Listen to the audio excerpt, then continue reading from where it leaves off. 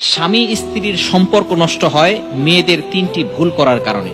এই ভুল থেকে আমাদেরকে দূরে সরে আসতে হবে, এমনকি তাদের ডিভোর্স হয়ে যায়, তালাক পর্যন্ত চলে যায় এই তিনটি ভুলের কারণে। এই ভুল থেকে নারীদেরকে দূরে সরে আসতে হবে। নাম্বার 1, এক নাম্বার হচ্ছে নারীদের অতিরিক্ত জেদ। অতিরিক্ত জেদ যে সমস্ত নারীদের রয়েছে তারা কিন্তু স্বামীর সাথে ভালো ব্যবহার করে না, স্বামীর সাথে অতিরিক্ত জেদ দেখায়, অতিরিক্ত রাগ করে। খবরদার, আপনার স্বামীর সাথে অতিরিক্ত রাগ দেখাবেন না। নবীজি সাল্লাল্লাহু আলাইহি ওয়াসাল্লাম এটাকে নিষেধ করে দিয়েছেন।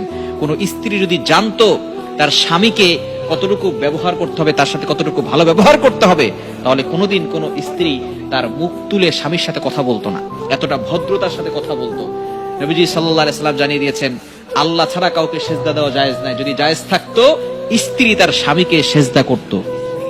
যেহেতু আল্লাহ তাআলা ছাড়া কাউকে সেজদা করা জায়েজ নাই, এই জন্য স্বামীকে সেজদা দিবে না। তাহলে একটু চিন্তা করে দেখেন স্বামীকে কতটা শ্রদ্ধা করতে বলা হয়েছে, কতটা আনুগত্য করতে বলা হয়েছে, কতটা খেদমত করতে বলা হয়েছে। এজন্য এক নাম্বার হচ্ছে অতিরিক্ত রাগ, অতিরিক্ত জেদ দেখানো যাবে না।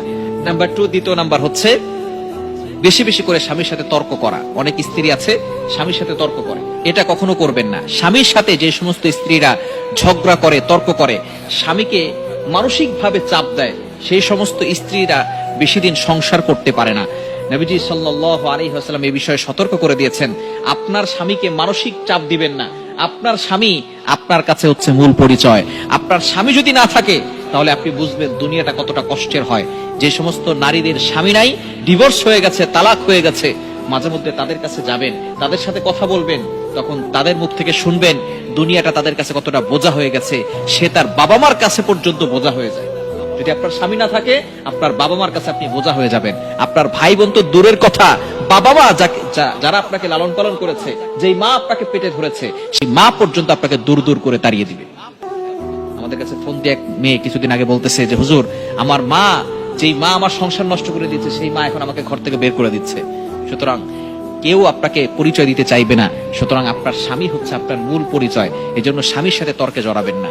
এবং 3 নাম্বার হচ্ছে খুবই গুরুত্বপূর্ণ, সেটা হচ্ছে বাবার বাড়ির কুপরামর্শে নিয়ে যদি চলে তাহলে ওই সংসার বেশি দিন টিকে না। মা অনেক সময় উল্টাপাল্টা বুদ্ধি দেয়, খবরদার, আপনার স্বামী আগে, এরপরে মা যদি উল্টাপাল্টা বুদ্ধি দেয় তাহলে মার কোনো কুপরামর্শ আপনি নিবেন না, তাহলে কিন্তু সংসার বেশি দিন টিকবে না। এই বিষয়ে আমাদেরকে সবসময় সতর্ক থাকতে হবে।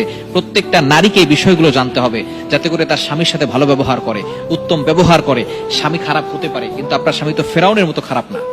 আপনার স্বামী ফেরাউনের মতো খারাপ না। ফেরাউনের সাথে হযরতে আসিয়া তিনি থেকে দুনিয়া থেকে জান্নাত পেয়ে তারপরে গিয়েছেন। সুতরাং আপনার স্বামীর জন্য আপনি দোয়া করেন। আপনি নামাজ পড়েন না, আপনি রাতের বেলা উঠে তাহাজ্জুদে নামাজ পড়েন না, আপনি 5 ওয়াক্ত নামাজ পড়েন, তাহাজ্জুদে নামাজ পড়েন, আপনার স্বামীর জন্য দোয়া করেন। দোয়া কিন্তু অনেক বড় অস্ত্র। আপনার স্বামী খারাপ হলেও আপনার দোয়ার বদৌলতে আল্লাহ তাআলা আপনার স্বামীকে ভালো করে দিতে পারেন।